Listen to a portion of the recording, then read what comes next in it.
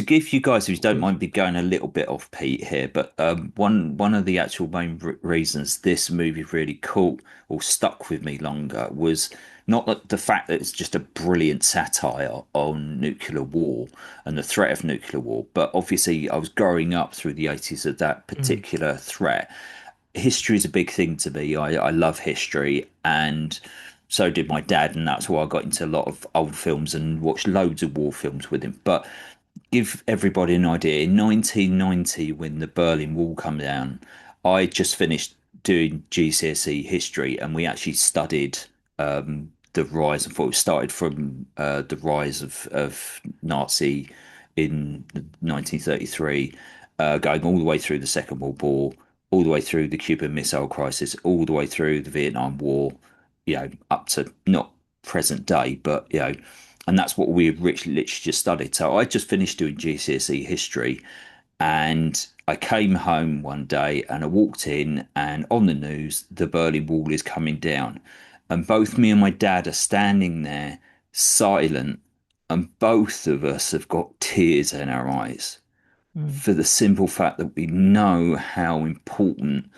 that was for the people of Germany and the whole of the Eastern Bloc of Europe, of how important freedom was and how much people have been fighting for their freedom for so many years, even before World War Two. And, I know very much how much the Polish people have suffered over the last century with, East and West.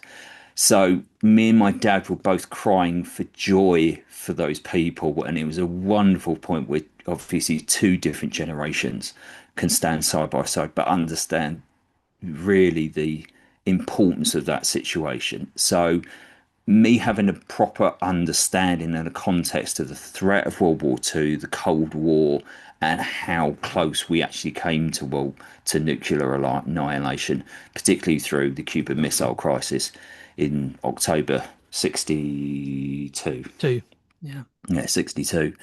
So yeah, this film does resonate with me because even though I wasn't alive at this time, I could really understand it, and I knew what it It was has a like. real As yeah, context.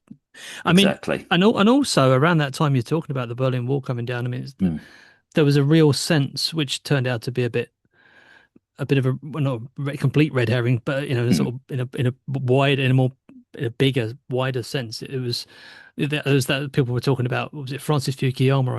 I think it mm, was. He called it the end of history when the Berlin Wall came down because he mm. thought it was that's it now. Liberal democracy has conquered Well, all it other was. It things. It's the actually dominant form was. of. Yeah. Well, that's what we thought, but Well, it's through not. the You know, 90s and the 2000s, that is was, well, s depending on scarily where you were. I enough. mean, Yeah. Well, no, unless you're people in thought, China or well, true. Iran or But it was a but yeah, massive change for Europe. Huge, yeah, huge yeah, oh, yeah, of change. course, yeah, yeah. Because there was such a massive suppression of people's freedom over most of the Eastern Bloc countries. Mm. So it was a chance for them to come over to the West if they wanted to, and live a more free life rather than a life of oppression under a Soviet regime. But then even the fall of the Soviet Empire Soviet and the Union, yeah, Soviet Union 91, wasn't it? itself, that was horrible for the Russian people to go through. And I'm, just to say that they've just been constantly lied to over the last 20 years, but most of us know that. Mm. So Well, I mean, it makes you think about how much we're all being lied to, doesn't it? Which very much so. Yeah.